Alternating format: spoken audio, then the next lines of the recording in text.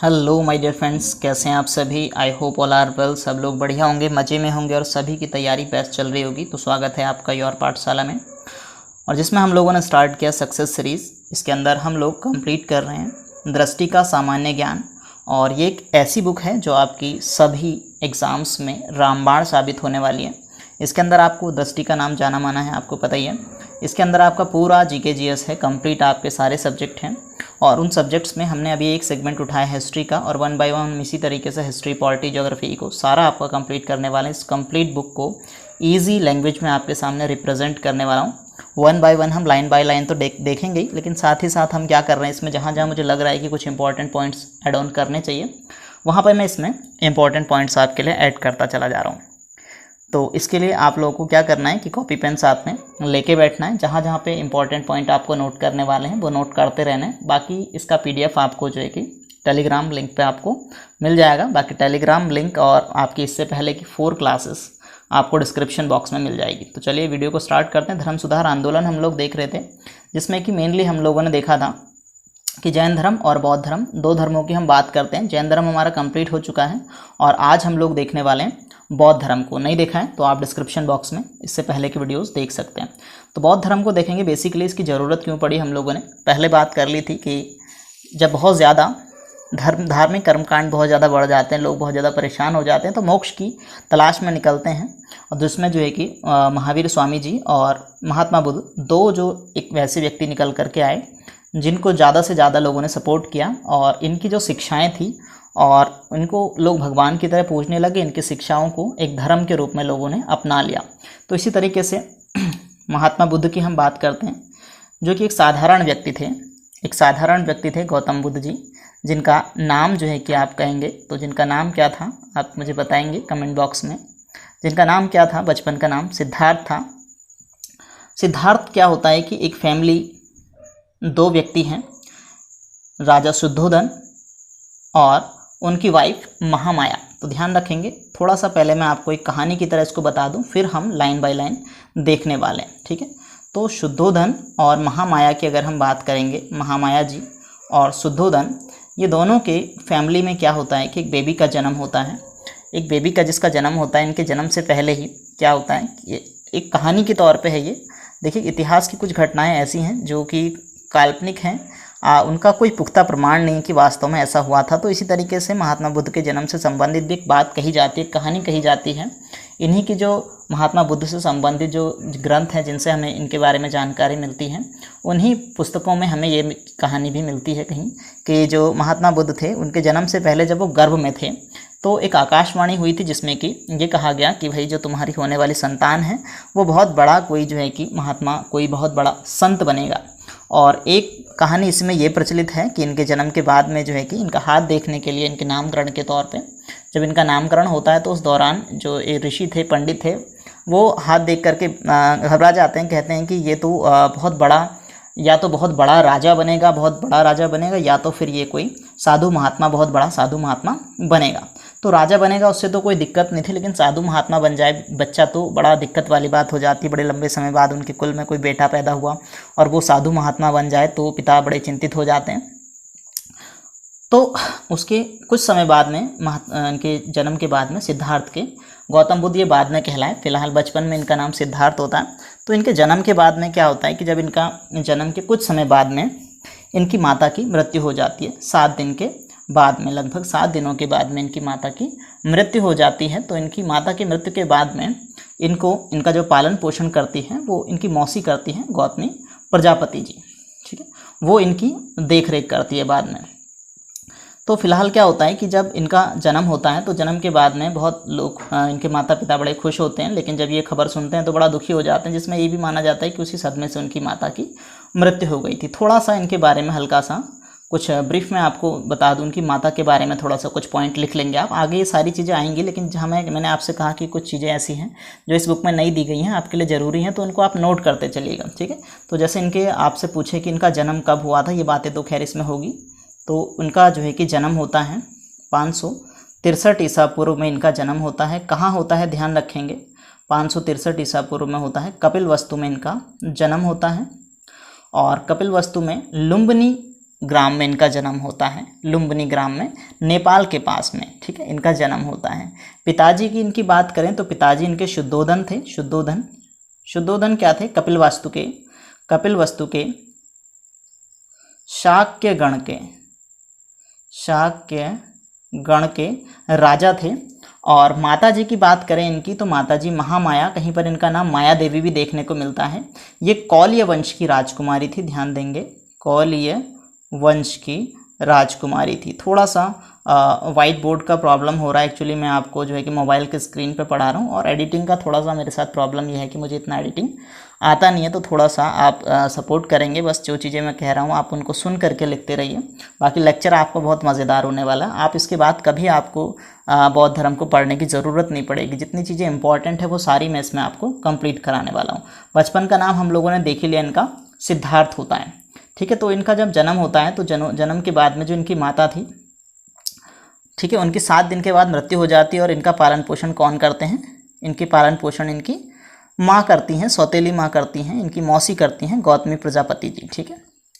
ये इनका पालन पोषण करती हैं। पालन पोषण करने के बाद में बच्चा थोड़ा सा बड़ा होता है, और बड़ा होने के बाद में क्या होता है कि उनके पिताजी को पता था कि अब ये क्या बनने वाला है, साधु संत बन जाएगा कुछ समय बाद। तो क्या करते हैं कि इनका ध्यान जग की मोह माया में बांधने के चक्कर में इनको बहुत ज़्यादा भोग विलासिता वाला जीवन जीने के लिए मिलता है।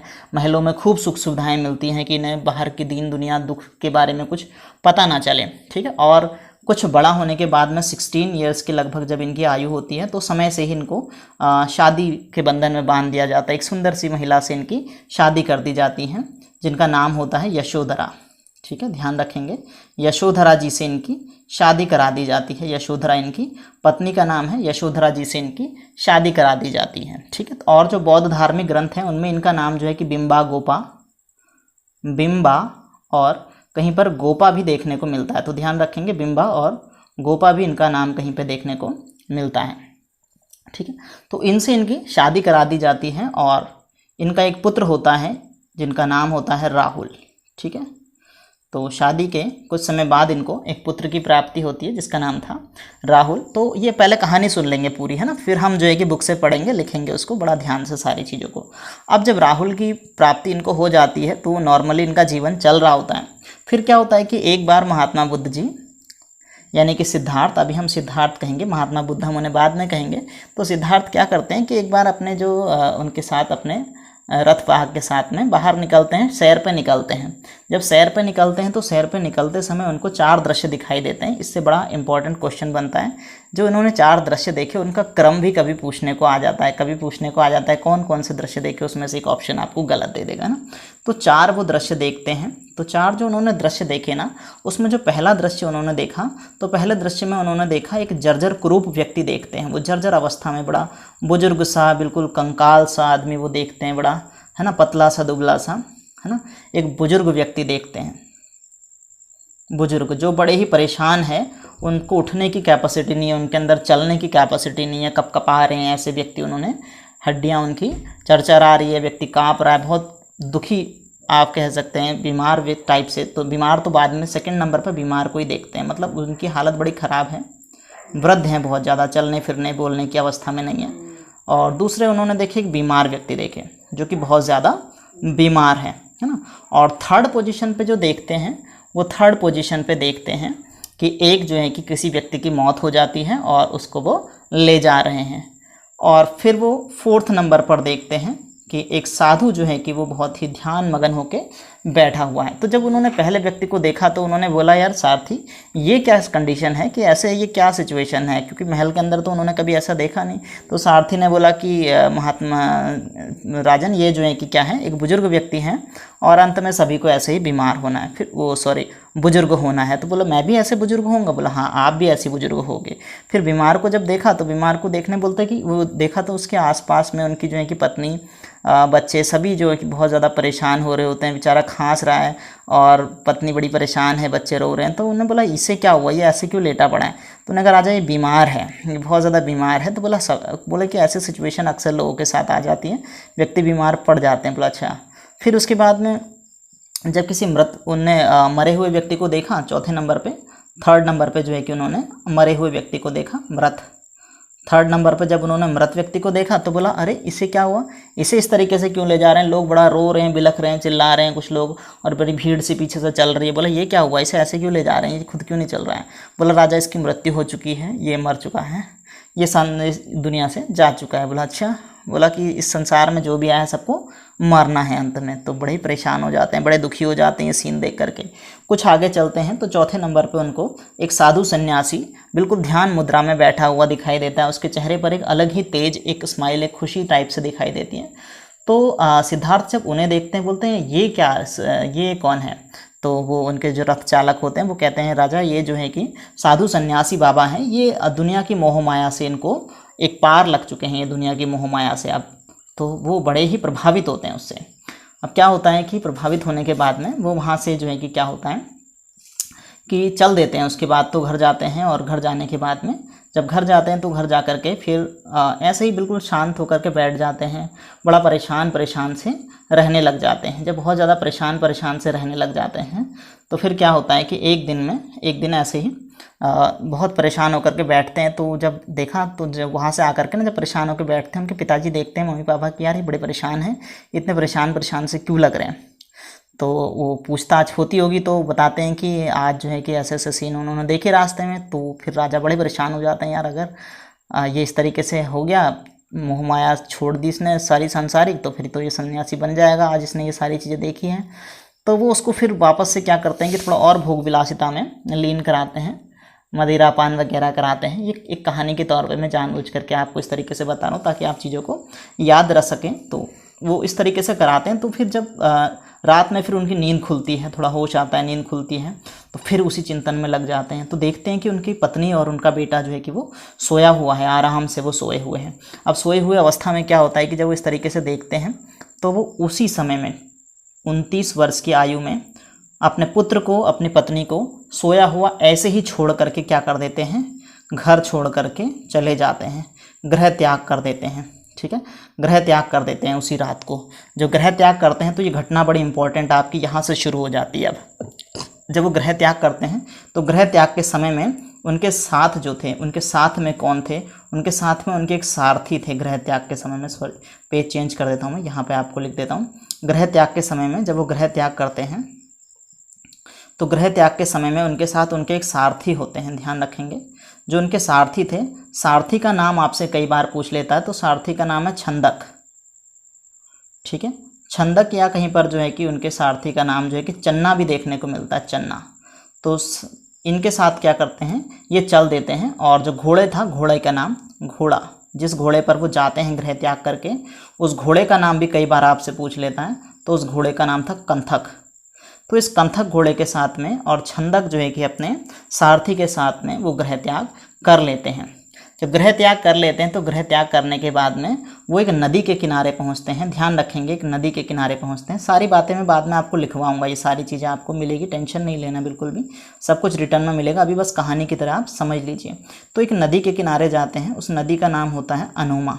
ठीक है, तो जब वो अनोमा नदी के किनारे जाते हैं, अनोमा नदी के किनारे बैठ करके वो क्या करते हैं, यहाँ नदी के किनारे जा करके सबसे पहले वो अपने पूरे बाल जो है कि वो मुंडवा लेते हैं, गंजे हो जाते हैं, बाल मुंडवा लेते हैं। और बाल मुंडवाने के बाद में भिक्षुओं वाले कपड़े पहन लेते हैं। और जब कपड़े पहन करके वो बस उनसे यहाँ से कहते हैं अपने सारथी से कि तुम ये घोड़ा लेकर के अब जाओ। तो ये जो उन्होंने गृह त्याग कर दिया, गृह त्याग करने की इनकी जो घटना है, ये कई बार आपसे प्रश्न पूछ लेता है। तो आपको ध्यान रखना है, इसको बोला जाता है महाभिनिष्क्रमण। महाभिनिष्क्रमण की घटना ये कहलाती है, गृह त्याग की घटना इनकी कहलाती है महाभिनिष्क्रमण।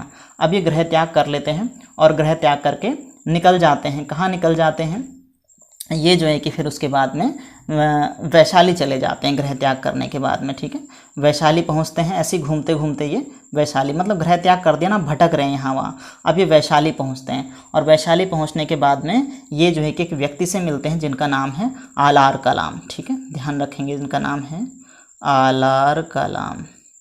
ये आलार कलाम जी से मिलते हैं और आलार कलाम जी से मिल करके ये उनसे सांख्य दर्शन की शिक्षा लेते हैं। ध्यान रखेंगे, सांख्य दर्शन की शिक्षा लेते हैं। तो कई बार आपसे प्रश्न पूछ लिया जाता है कि सिद्धार्थ के या महात्मा बुद्ध जी के प्रथम गुरु कौन थे, तो ध्यान रखेंगे आलार कलाम जी जो हैं कि इनके प्रथम गुरु थे, जिनसे इन्होंने सांख्य दर्शन की शिक्षा ली थी। लेकिन अभी भी उनको सेटिस्फेक्शन नहीं होता है। जब सेटिस्फेक्शन नहीं होता है वो और इसी तरीके से भटकते रहते हैं, भटकते भटकते वो राजगृह पहुँचते हैं और राजगृह पहुँचने के बाद उनको मिलते हैं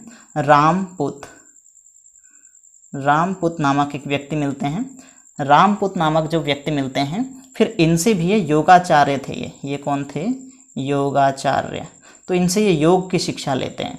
तो इनके सेकंड गुरु आपसे पूछ ले कौन है, तो रामपुत जी जो हैं कि इनके सेकंड गुरु माने जाते हैं। आलार कलाम जो हैं कि इनके प्रथम गुरु माने जाते हैं। फिर क्या किया इन्होंने, इनसे शिक्षा ली और इनसे शिक्षा लेने के बाद में अभी भी इनको सेटिस्फेक्शन नहीं होता है। जब इनको सेटिस्फेक्शन नहीं होता है तो फिर क्या करते हैं ये जो है कि फिर इसी तरीके से और जो है कि निकल देते हैं। फिर और जो है कि क्या करते हैं, गृह त्याग करने के बाद में और घूमते हैं, इधर उधर घूमते हैं, फिर सोचते हैं कि यार अब क्या करूं करके। तो फिर ये क्या होता है कि उरुग्वेला पहुंचते हैं, एक जगह पहुंचते हैं। ध्यान रखेंगे कहाँ पहुंचते हैं, उरुग्वेला पहुंचते हैं। तो उरुग्वेला पहुंचने के बाद में फिर इन्होंने क्या किया, ये यहाँ पर पहुँच के उरुवेला, मैं लिख देता हूँ, सॉरी उरुग्वेला नहीं, उरुवेला, ठीक है। ये उरुवेला पहुंचते हैं और उरुवेला पहुंचने के बाद में वहाँ घाटियों में पहुंचते हैं, वहाँ पहाड़ियों में पहुंचते हैं और पहाड़ियों में पहुंचने के बाद में वहाँ पर ये फिर से जो है कि ज्ञान की तलाश में लग जाते हैं। तो यहाँ ज्ञान की तलाश में जहाँ लगते हैं, ये उरुवेला की पहाड़ियों में पहुँच करके जब ये यहाँ पहुँचते हैं, यहाँ पर इनको 5 व्यक्ति और मिलते हैं और ये 5 व्यक्ति जहाँ इन्हें और मिलते हैं, ये इनसे पूछते हैं कि भैया तुम लोग कहाँ जा रहे हो। तो ये बोलते हैं कि भैया हम लोग क्या कर रहे हैं, ज्ञान की तलाश कर रहे हैं। तो सिद्धार्थ बोलते हैं मैं भी जो है कि ज्ञान की तलाश कर रहा हूँ। तो बोलते हैं क्या करते हैं कि हम लोग मिल करके बैठ करके एक साथ बैठ करके ज्ञान की प्राप्ति की कोशिश करते हैं। तो ये सब के सब जो है कि 6 के 6 लोग अब साधना में बैठ जाते हैं और साधना में बैठ करके साधना करने लगते हैं। लेकिन साधना करते करते बड़ी लंबा समय हो जाता है, ज्ञान की प्राप्ति नहीं होती है, बहुत ज़्यादा भूख प्यास से इनकी हालत ख़राब हो जाती है। तो यहाँ पे क्या होता है कि यहाँ से एक महिला गुजर रही होती है जिनका नाम होता है सुजाता, ठीक है। यहाँ से एक महिला सुजाता गुजरती है, सुजाता नामक एक महिला गुजरती है, महिला जिनके हाथ में क्या होता है, खीर का कटोरा होता है और एक खीर लेकर के जा रही होती है। और क्या होता है कि इस खीर की खुशबू जो है कि सिद्धार्थ की नाक में पहुंचती है और वो क्या करते हैं, इस खीर को उस महिला से लेकर के खा लेते हैं और खाने के बाद में इनकी तपस्या क्या हो जाती है, भंग हो जाती है। ये यहाँ से भी फिर जब बाकी 5 पंडितों को पता चलता है, वो देखते हैं कि यार कुछ खा रहे हैं, वो भी देखते हैं, तब तक जो है कि महात्मा बुद्ध जी खा चुके होते हैं और वो उनसे बड़ा पाखंडी वाखंडी कह करके उनसे पंगा हो जाता है इनका।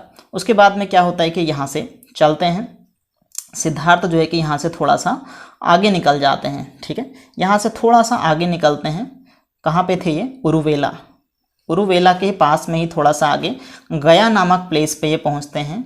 कुछ दूरी पर जा कर के, गया एक जगह का नाम है, ठीक है। ये गया पहुंचते हैं, उरुवेला में ही एक गया नामक जगह है, यहाँ पहुंचते हैं और यहाँ पर एक समाधि लगा करके फिर से बैठ जाते हैं, फिर से ध्यान करने लगते हैं। थोड़ा पेट में कुछ चला गया, फिर से ध्यान करने लगते हैं। और इस ध्यान रखेंगे, इस ध्यान के ठीक 8 दिन बाद इनको 8 दिन बाद जो है कि ज्ञान की प्राप्ति होती है। 8 दिन बाद इनको ज्ञान की प्राप्त होती है। कब प्राप्त होती है, बड़ी इंपॉर्टेंट डेट है, ध्यान रखेंगे, 35 वर्ष की आयु में।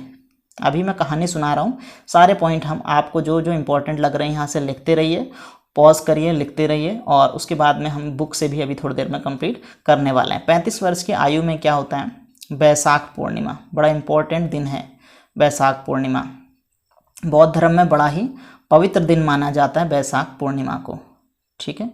बैसाख पूर्णिमा के दिन क्या होता है कि इनको निरंजना नदी के किनारे, ये वहाँ से उठ करके जब क्या करते हैं, जब वहाँ से इनको एक महिला मिलती है ना, खीर खाते हैं, खीर खाने के बाद में गया पहुँचते हैं। गया में निरंजना नदी के किनारे इनको ज्ञान की प्राप्त होती है। निरंजना नदी के किनारे पे ये बैठे थे और यहीं पे इनको ज्ञान की प्राप्ति होती है। इस नदी को कहीं पर पुनपुन भी लिखा रहता है, ध्यान रखेंगे, पुनपुन, और कहीं पर फल्गु भी लिखा रहता है, पुनपुन या फिर फल्गु। 3 नाम में से कुछ भी मिल जाए, निरंजना, पुनपुन, फल्गु, तीनों एक ही नदी के अलग अलग नाम हैं। इस नदी के किनारे बैठ करके ये तपस्या कर रहे थे और यहीं पर ही इनको जो है कि बैसाख पूर्णिमा के दिन क्या होता है, ज्ञान की प्राप्ति होती है, ठीक है।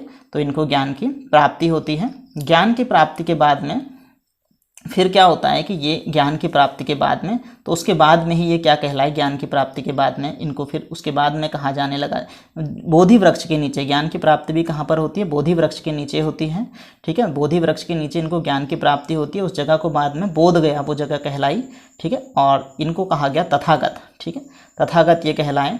इनको जो है कि बोधि वृक्ष के नीचे बोध गया में, थोड़ा सा मैं आपको ये पॉइंट भी लिख लेंगे, ठीक है।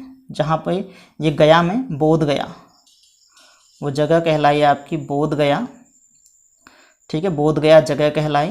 बोधि वृक्ष के नीचे, बोधि वृक्ष के नीचे इनको ज्ञान की प्राप्ति होती है। पुनपुन नदी के किनारे, फल्गु नदी के किनारे, ठीक है। यहाँ पर इनको ज्ञान की प्राप्ति हो जाती है, ठीक। और ज्ञान की प्राप्ति के बाद में फिर क्या होता है, ज्ञान की प्राप्ति के बाद में ये फिर क्या करते हैं, आगे जाते हैं और उसके बाद में अपना धर्म का प्रचार प्रसार करना स्टार्ट करते हैं। तो कुछ छोटी छोटी चीज़ें जो हैं कि इनकी, फिर ये अपना प्रथम उपदेश देते हैं, ठीक है। ज्ञान की प्राप्ति के बाद में जिन्होंने अपना प्रथम उपदेश दिया उससे भी प्रश्न बनता है। और ज्ञान की प्राप्ति के बाद में जब प्रथम उपदेश देते हैं, प्रथम उपदेश को बोलते हैं, इनको धर्म चक्र प्रवर्तन कहा जाता है, ठीक है। ज्ञान की प्राप्ति को इनके धर्म चक्र प्रवर्तन कहा जाता है। तो बाकी चीज़ें तो हम जो है कि फिर उसके बाद में आपका देखेंगे अब अकॉर्डिंग टू बुक, ठीक। ये सारी आपको थोड़ा सा कहानी के तौर पे मैंने इसलिए बताया था कि आपको याद रह सके। तो ये हमने सारी चीज़ें देख ली शॉर्ट में। तो हम स्टार्ट करते हैं। ये जैन धर्म हमारा हो गया था। आज हम लोग स्टार्ट करने वाले यहाँ से बौद्ध धर्म को स्टार्ट करते हैं। तो बौद्ध धर्म, महात्मा बुद्ध जी के बारे में बेसिक चीज़ें अभी हमने देख ली कि गौतम बुद्ध, बचपन में इनका नाम था सिद्धार्थ, ठीक है। तो हम सिद्धार्थ कहेंगे, गौतम बुद्ध नहीं कहेंगे। सिद्धार्थ का जन्म या महात्मा बुद्ध जी का जन्म जो है कि 563 ईसा पूर्व में शाक्य क्षत्रिय कुल में कपिलवस्तु में, ध्यान रखेंगे कपिलवस्तु में, लुम्बिनी में, जो कि वर्तमान में नेपाल में है। यहाँ पे सुद्धोधन और महामाया जी के यहाँ पर इनका जन्म होता है। देखिए यहाँ पर नहीं दिया है मैं, इसीलिए चीज़ें आपको पहले ही बेसिक बता दी। तो शुद्धोधन और महामाया जी के यहाँ पर इनका जन्म होता है। और बुद्ध के जीवन से संबंधित कुछ बौद्ध प्रतीक, घटनाओं से संबंधित कुछ प्रतीक दिए, उनके जीवन से संबंधित घटना और प्रतीक। जैसे जब उनका जन्म हुआ ना, तो जन्म का प्रतीक कुछ चिन्ह बना दिए गए हैं। जन्म का प्रतीक है कमल। और जब वो गृह त्याग करते हैं, गृह त्याग की घटना महाभिनिष्क्रमण, किसके साथ, कंथक उनका घोड़ा था और जो है कि चन्ना या छंदक उनका सारथी था, उनके साथ वो गृह त्याग करते हैं 29 वर्ष की आयु में, ठीक है, अपनी पत्नी और बेटे को छोड़ करके। और ये घटना को रिप्रेजेंट करने का प्रतीक है घोड़ा। फिर उसके बाद उनको ज्ञान प्राप्त होता है बोध गया में, बोधि वृक्ष के नीचे, ठीक है। बोधि वृक्ष के नीचे, बोधि वृक्ष पीपल वृक्ष के नीचे इनको ज्ञान का प्राप्ति होती है। फिर उसके बाद में प्रथम उपदेश जो इन्होंने दिया सारनाथ में दिया, इसको जो है कि रिप्रेजेंट करता है धर्म चक्र के माध्यम से, पहिए के माध्यम से उनकी मृत्यु यानी कि महापरिनिर्वाण को रिप्रेजेंट किया जाता है स्तूप के माध्यम से, ठीक है। थोड़ा सा साफ नहीं दिख रहा है, कोई बात नहीं, मैं बोलता जा रहा हूँ, आप साथ साथ मेरी बातों को समझते रहिए और इन पॉइंट्स को लिखते भी रहिएगा। तो गौतम बुद्ध जो थे, सिद्धार्थ उनका बचपन का नाम था। उनके पिता का नाम शुद्धोधन था, जो कि गणतांत्रिक शाक्यों के प्रधान थे। और उनकी माता महामाया कौशल राजवंश से संबंधित थी, ध्यान रखेंगे, ठीक है। और गौतम बुद्ध के बचपन का नाम सिद्धार्थ है, ये हमने देख ही लिया। इनका विवाह हमने कहा था यशोधरा जी से हो जाता है इनका विवाह, और उनसे उनको एक पुत्र की प्राप्ति होती है जिनका नाम था राहुल, ठीक है। तो राहुल जो इनका बेटा होता है, जस्ट एक मिनट, थोड़ा सा राहुल का। और फिर क्या होता है कि 29 वर्ष की अवस्था में, इंपॉर्टेंट बात, अभी जैसे आपको बताया था कि 29 वर्ष की अवस्था में क्या होता है कि वो अपनी पत्नी को, अपने बच्चे को छोड़ करके गृह त्याग कर लेते हैं। गृह त्याग किसके साथ करते हैं, मैं बार बार इसलिए रिपीट कर रहा हूँ चीज़ों को ना, ये बड़ी इंपॉर्टेंट क्वेश्चन है आपके जो बार बार आपसे पूछे जाते हैं। तो अपने सारथी के साथ और एक घोड़े के साथ वो गृह त्याग कर लेते हैं। तो जो इनका सारथी था, सारथी का भी पूछ लेता है आपसे, सारथी कौन था, तो सारथी का नाम था चन्ना या फिर छंदक। और आपसे घोड़े का नाम भी पूछ लेता है, घोड़े का नाम था कंथक। तो कंथक के साथ में ये क्या करते हैं, गृह त्याग कर लेते हैं। और गृह त्याग करके एक नदी के किनारे जाते हैं और वहाँ पे से इनको कहते हैं कि अब तुम यहाँ से जाओ। तो जो गृह त्याग की घटना थी इसको कहा जाता है महाभिनिष्क्रमण। गृह त्याग करने के बाद सिद्धार्थ ने क्या किया, वैशाली गए और वैशाली में अलार कलाम जी से सांख्य दर्शन की शिक्षा प्राप्त की। और अलार कलाम जी इनके प्रथम गुरु कहलाते हैं, ठीक है, प्रथम गुरु कहलाते हैं। इसके बाद फिर वो कहाँ गए, रुद्रक रामपुत के पास गए और रुद्रक रामपुत जी से उन्होंने योग की शिक्षा ली। रुद्रक रामपुत कौन थे, योगाचार्य थे और ये उनके कौन थे, सेकंड गुरु ये माने जाते हैं। कौन, रुद्रक रामपुत जी। फिर कठिन तपस्या करने के बाद में ये इसी तरीके से भटकते रहते हैं और उसके बाद में वैशाख पूर्णिमा के दिन निरंजना नदी के किनारे, फल्गु नदी के किनारे, पीपल वृक्ष के नीचे, बोधि वृक्ष के नीचे 35 वर्ष की आयु में सिद्धार्थ को ज्ञान प्राप्त होता है, निर्वाण प्राप्त होता है। ज्ञान प्राप्ति को निर्वाण कहा गया है। ठीक है, निर्वाण का मतलब होता है जीवन मरण के चक्र से मुक्ति पा लेना, मोह माया से मुक्त हो जाना। ज्ञान प्राप्ति के पश्चात सिद्धार्थ उनके बाद में बुद्ध कहलाए। ठीक है, और जिस स्थान पर उन्हें ज्ञान प्राप्त हुआ वो स्थान बोध गया कहलाया। जिस वृक्ष के नीचे उनको ज्ञान प्राप्त हुआ वो बोधि वृक्ष कहलाया। और उन्होंने अपना उसके बाद में जो प्रथम उपदेश दिया, उनका प्रथम उपदेश देने को धर्म चक्र प्रवर्तन कहा जाता है। और इन्होंने अपने उपदेश किस भाषा में दिए, बड़ा इंपॉर्टेंट प्रश्न है आपका बन जाता है। इन्होंने अपने उपदेश पाली भाषा में, जो जन साधारण की भाषा थी, पाली भाषा में उपदेश दिए। ठीक है, कहाँ दिया प्रथम उपदेश इन्होंने अपना, सारनाथ में दिया।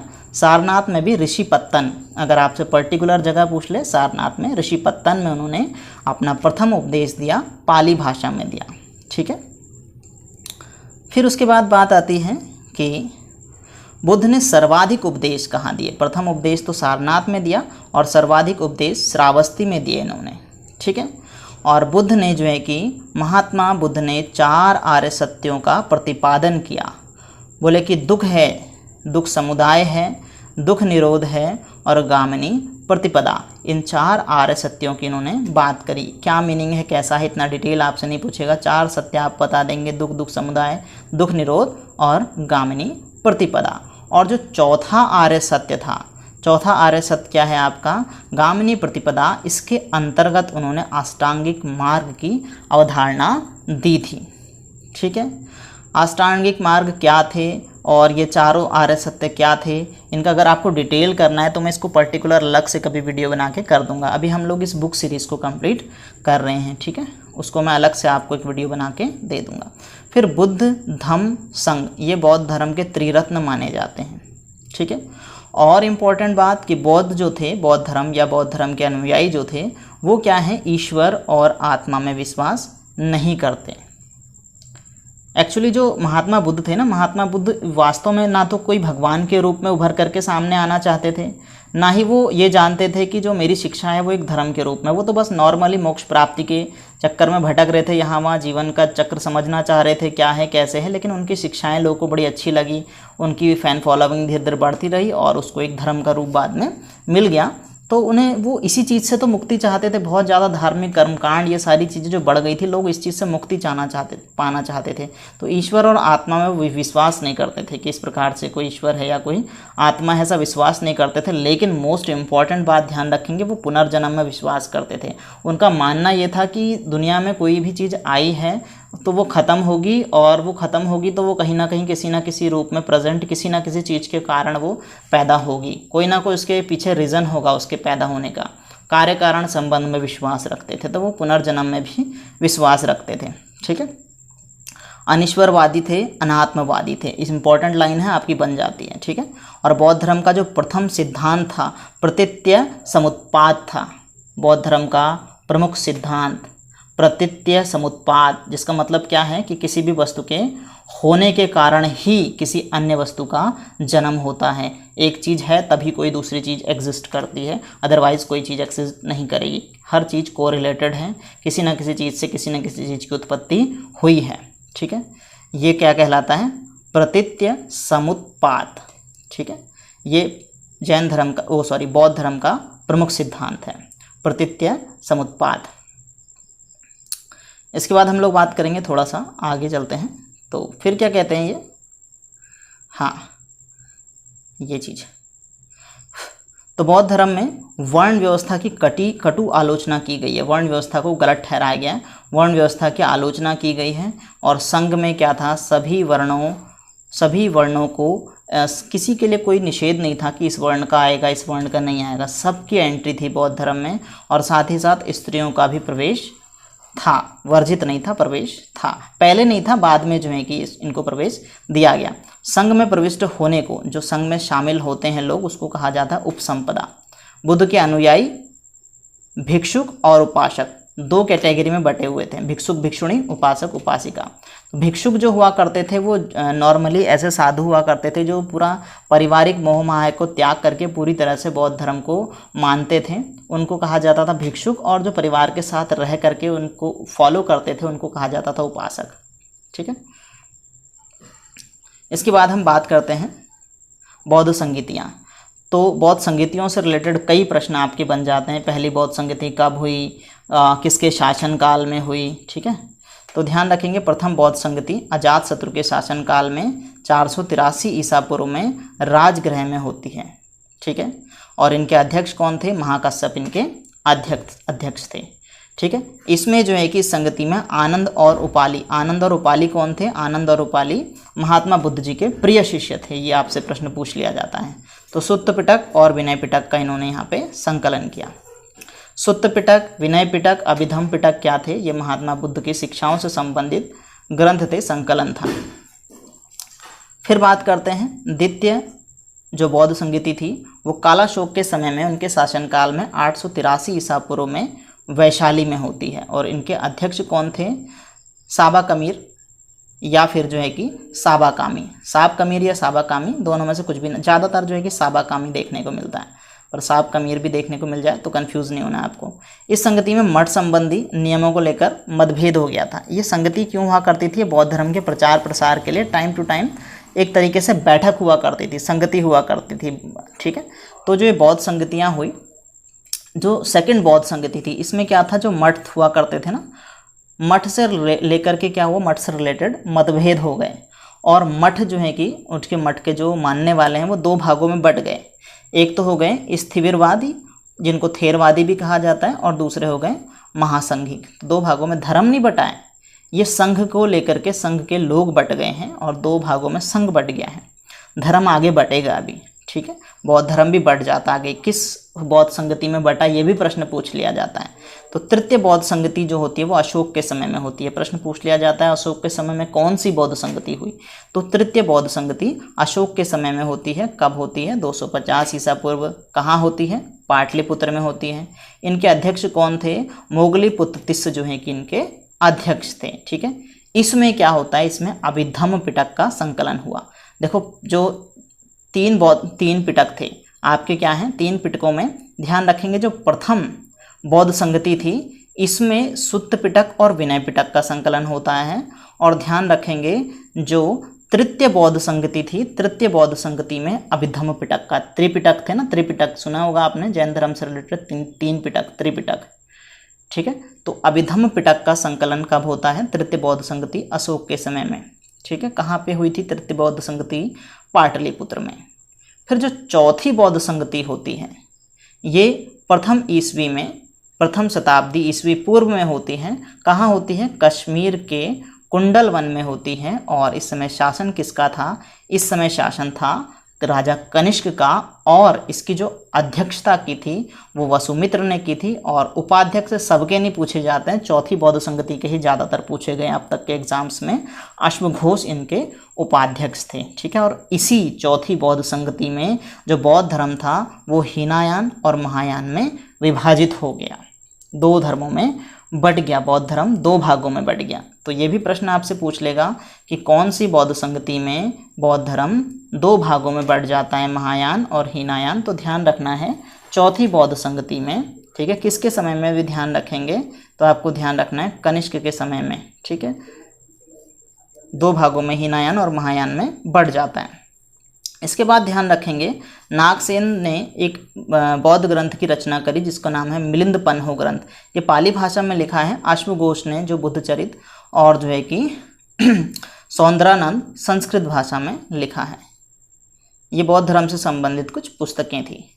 और 883 ईसा पूर्व में कुशीनगर नामक स्थान में महात्मा बुद्ध की मृत्यु हो जाती है, जिनकी मृत्यु को क्या कहा गया है, महापरिनिर्वाण कहा गया। ये भी आपसे प्रश्न पूछ लिया जाता है। ठीक है, और बुद्ध की जो मूर्तियों का सर्वाधिक निर्माण हुआ है बुद्ध की मूर्तियाँ बाद में इनको मूर्ति बना करके एज ए ईश्वर पूजा जाने लगा। ये इनके पतन का एक कारण रहा है। बाद में ईश्वर ये चीज़ों का पूजा पाठ, ये सारे धार्मिक कर्मकांड भी जब इस धर्म में जुड़ गए ना, तो इस कारण से ये भी माना जाता है, इसके बौद्ध धर्म के पतन का एक कारण भी माना जाता है। ये आगे हम इसमें पढ़ेंगे। तो जो मूर्तियाँ बनाई गई ये गांधार शैली में बनाई गई सर्वाधिक मूर्तियाँ, लेकिन जो पहली मूर्ति बनी थी वो मथुरा शैली में बनाई गई थी। और महात्मा बुद्ध जी को most important light of Asia, Asia का ज्योतिपुंज कहा जाता है, ठीक है। और बोधित्सव की अवधारणा महायान संप्रदाय से संबंधित है, ये ध्यान रखेंगे, ठीक है।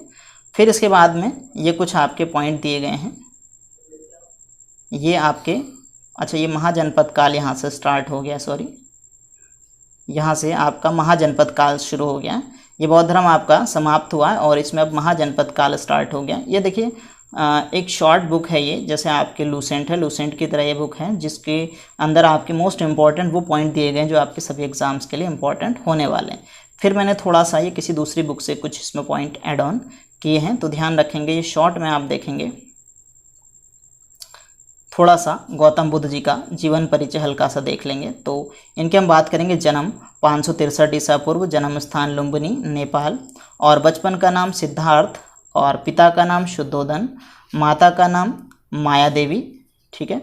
और पालन पोषण किसने किया इनका, क्योंकि 7 दिन के बाद इनकी माता की मृत्यु हो जाती है। इनकी मौसी जो थी प्रजापति गौतमी जी ने किया। पत्नी का नाम इनकी यशोधरा है और अन्य नाम गोपा, बिंबा या फिर भद्रकच्छ जो है कि इनका नाम देखा जाता है। पुत्र का नाम इनका राहुल, घोड़े का नाम कंथक, सारथी का नाम जो है कि चाण दे रखा है। वैसे चन्ना और छंदक जो है कि इनका नाम देखने को मिलता है, ठीक है। इन्हीं के साथ जो है कि इन्होंने गृह त्याग किया था। मृत्यु इनकी 883 ईसा पूर्व में हो जाती है, कुशीनगर में इनकी मृत्यु हो जाती है, ठीक है। इसके बाद बौद्ध संगतियाँ यहाँ चारों मैंने एक साथ आपके लिए रिप्रेजेंट कर दी हैं। तो बौद्ध धर्म के प्रचार प्रसार के लिए ही बौद्ध संगतियों का आयोजन किया जाता था। जो प्रथम संगति होती है वो कहाँ होती है, वो राजगृह में होती है, ठीक है। और जो है कि कब होती है आपको ध्यान रखना है, 483 ईसा पूर्व अजातशत्रु के समय में होती है। अध्यक्ष इनके थे महाकश्यप, ठीक है। ये सारी बातें हम लोगों ने देख ली हैं। और जो है कि बुद्ध के उपदेशों को यहाँ पर शुद्ध पिटक और विनय पिटक का संकलन होता है। इसके बाद जो द्वितीय बौद्ध संगति थी वो वैशाली में होती है, 383 ईसा पूर्व होती है, कालाशोक के समय में। और जो है कि इनके अध्यक्ष थे इस समय साबक अमीर या फिर साबाकामी, ठीक है। इसमें जो है कि भिक्षुकों में इनके जो भिक्षु थे इनमें मतभेद हो जाता है, संघ संबंधी मतभेद, और 2 भागों में इनका संघ बढ़ जाता है। इसके बाद तृतीय बौद्ध संगति पाटलिपुत्र में होती है, 250 ईसा पूर्व अशोक के समय में होती है। और इनके जो अध्यक्ष थे इस समय मोगलीपुत्र तिस्य जो है कि अध्यक्ष थे। और अभिधम पिटक यानी कि जो तीसरा पिटक है इसका संकलन किया जाता है। चौथी जो बौद्ध संगति थी कुंडल वन में होती है, कश्मीर में, लगभग जो है कि ईसा की प्रथम शताब्दी में होती है। और कनिष्क उस समय कौन थे, राजा थे। और उपाध्यक्ष जो है कि अश्वघोष थे और अध्यक्ष जो है कि वसुमित्र थे। और इस समय जो है कि जो बौद्ध धर्म था ये 2 भागों में बढ़ जाता है, हीनायान और महायान में बढ़ जाता है, ठीक है। इसके बाद हम बात करते हैं कि जो बौद्ध धर्म था वो अचानक से इतना लोकप्रिय कैसे हो गया था, क्या कारण था बौद्ध धर्म की लोकप्रियता का।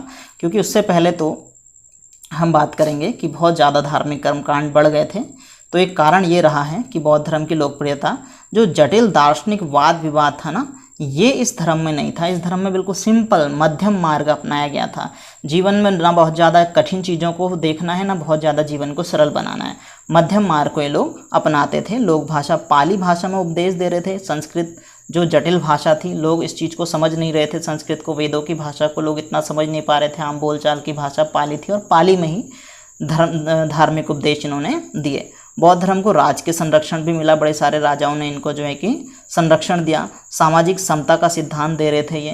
किसी प्रकार से कोई वर्ण व्यवस्था जो बहुत ज़्यादा अपने चरम पर पहुंच गई थी तो उससे लोग बड़े परेशान थे। एक वर्ण का वर्चस्व हो रहा था, बाकी दूसरे वर्णों को, तीसरे वर्ण को नकारा जा रहा था। तो सामाजिक समता का सिद्धांत था, इसलिए भी लोगों ने इसको स्वीकार किया। धर्म का लचीलापन था, मध्यम मार्ग का रास्ता भी बताया से अपनाया था। समय समय पर प्रचार प्रसार के लिए बौद्ध संगतियों का आयोजन होता रहता था, ठीक है। फिर जब इतना बड़ा धर्म ये फैल चुका था तो फिर इसका पतन क्यों हुआ भैया भारत में। तो इसके कुछ कारण देखें तो एक तो क्या था कि ब्राह्मणवादी क्रियाकलाप इसमें भी होने लग गए थे बाद में।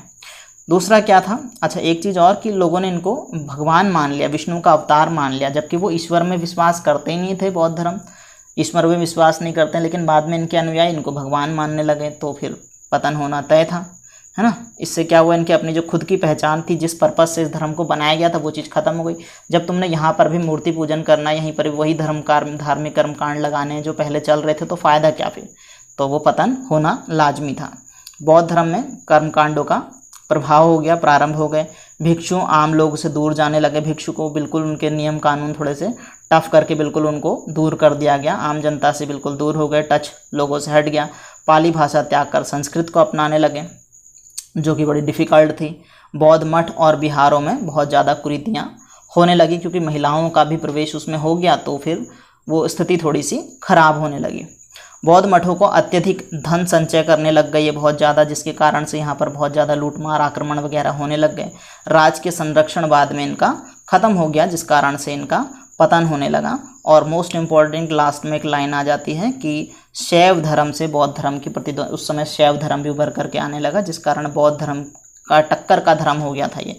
तो बंगाल के एक शैव शासक है शशांक, इन्होंने जो है कि बोध गया का जो बोधि वृक्ष था, इस बोधि वृक्ष को कटवा दिया। ये भी प्रश्न पूछा जाता है आपसे कि किसने कटवाया बोधि वृक्ष, तो राजा शशांक ने, जो शैव धर्म के समर्थक थे, शैव शासक, इन्होंने जो है कि बोधि वृक्ष को कटवा दिया। ठीक है, ये कुछ जो है कि चीज़ें छोटी सी और शॉर्ट नोट इसमें नोट किया मैंने। भिक्षु और भिक्षुणी क्या थे, ये सन्यासी जीवन जीने वाले होते थे। और उपासक कौन थे, उपासक या उपासिका पारिवारिक जीवन जीने वाले फॉलोवर्स थे इस धर्म के। और संघ में जो प्रविष्ट होने की प्रक्रिया थी उसको उपसंपदा कहा जाता था। और संघ की सदस्यता लेने से पहले व्यक्ति को क्या कहा जाता था, श्रमण कहा जाता था। और संघ की सदस्यता लेने के 10 वर्षों के बाद वो वास्तव में एक भिक्षु बनता था। ठीक है, और संघ में जो है कि अल्पवयस्क, संख्यक कह रहा हूँ, अल्पवयस्क मतलब जिसकी उम्र पूरी तरीके से वयस्क नहीं है, बच्चा है। और चोर हो गया, हत्यारा हो गया, या कोई ऋणी व्यक्ति है, या कोई दास व्यक्ति है, या कोई रोगी है, इनका प्रवेश वर्जित था, इनको एंट्री नहीं मिलती थी धर्म में। ठीक है, और क्या था, वर्षा ऋतु के दौरान मठों में क्या होता था, प्रवास के साथ साथ क्या करते थे लोग, भिक्षुओं द्वारा अपराध स्वीकारोक्ति की एक समारोह होता था। मतलब वे सिंपल भाषा में समझेंगे तो वर्षा ऋतु में या अपने अपने जो इन्होंने अपराध किए, कुछ गलतियां की, उनको एक्सेप्ट करते थे। ठीक है, उसको एक्सेप्ट करने की जो इनकी प्रक्रिया थी, इसको परवरण कहा जाता था, परवरण। ठीक है, ध्यान रखेंगे परवरण क्या है, पवरन या कहीं पर परवरण भी देखने को मिलता है, मेनली पवरन है ये, कहीं पर परवरण भी होता है लेकिन लिखा हुआ, तो पवरन या परवरण जो भी मिलेगा, इसका मतलब क्या है कि जो वर्षा ऋतु के समय में ये एक बैठक करते थे जिसमें अपने अपने अपराधों को स्वीकार करते थे, उसको पवरन कहा जाता था। कई बच्चे कंफ्यूज हो जाते हैं कि निर्वाण और महापरिनिर्वाण में क्या अंतर है, इसलिए मैंने इसको लिख दिया अलग से। तो निर्वाण का मतलब वैसे निर्वाण या परिनिर्वाण, महापरिनिर्वाण, दोनों का मतलब ये है कि एक तरीके से जीवन को त्याग देना। लेकिन कैसे त्याग देना, यहाँ पर जो निर्वाण का मतलब है, निर्वाण का मतलब है कि आप जो धार्मिक या जो है कि जो सांसारिक मोह माया है, सांसारिक जीवन है, सांसारिक जीवन को त्यागना, सांसें खत्म नहीं करना, सांसारिक जीवन को त्याग देना, इसको कहते हैं निर्वाण। और जब सांसें ही व्यक्ति की चली जाए उसको कहते हैं महापरिनिर्वाण। ठीक है, व्यक्ति अगर जीवन मरण के चक्र से मुक्त हो गया उसको कहेंगे निर्वाण, और व्यक्ति जीवन से ही मुक्त हो गया वो हो गया महापरिनिर्वाण। ठीक है, अच्छा थोड़ा सा मैं बुकिश लैंग्वेज में बता देता हूँ। बौद्ध धर्म में जीवन का लक्ष्य निर्वाण प्राप्ति है। निर्वाण का अर्थ है दीपक का बुझ जाना, अर्थात जीवन मरण के चक्र से मुक्त होना, और निर्वाण जीते जी प्राप्त हो सकता है, जबकि महापरिनिर्वाण मृत्यु के बाद ही संभव है। निर्वाण का जो एक तरीके से प्रतीक है वो पद चिन्ह है, और महापरिनिर्वाण का प्रतीक स्तूप है। ठीक है, तो आई होप आप लोगों को क्लास बढ़िया लगी होगी, इंटरेस्टिंग लगी होगी। थोड़ा सा मुझे पता है कि आजकल जो है कि बहुत ज़्यादा टेक्नोलॉजी का ज़माना है, तो इस टेक्नोलॉजी में ज़्यादातर लोग बिल्कुल आपको पीपीटी से पढ़ाएंगे, बहुत ज़्यादा डिजिटल बोर्ड के माध्यम से पढ़ाएंगे, तो उनके मुकाबले हो सकता है कि कंटेंट थोड़ा सा आपको बेकार लगे। लेकिन मुझे इतना विश्वास है कि पढ़ाने का तरीका आपको पसंद आएगा, और जो कंटेंट मैं आपको दे रहा हूँ वो शायद पसंद आए। तो इसी तरीके से अपना प्यार बनाए रखें, अपना सपोर्ट बनाए रखें, तो टाइम आएगा तो हम लोग भी पीपीटी से भी पढ़ाएंगे, डिजिटल बोर्ड में भी पढ़ाएंगे। लेकिन उसके लिए आपका सपोर्ट ज़रूरी है, आपका साथ ज़रूरी है। जब आप लोगों का साथ और सपोर्ट बना रहेगा तभी कंडीशन वहाँ पे आ पाएगी कि पीपीटी या डिजिटल बोर्ड से आपको पढ़ाया जाए। ठीक है, तो पढ़ते रहिए, आगे बढ़ते रहिए।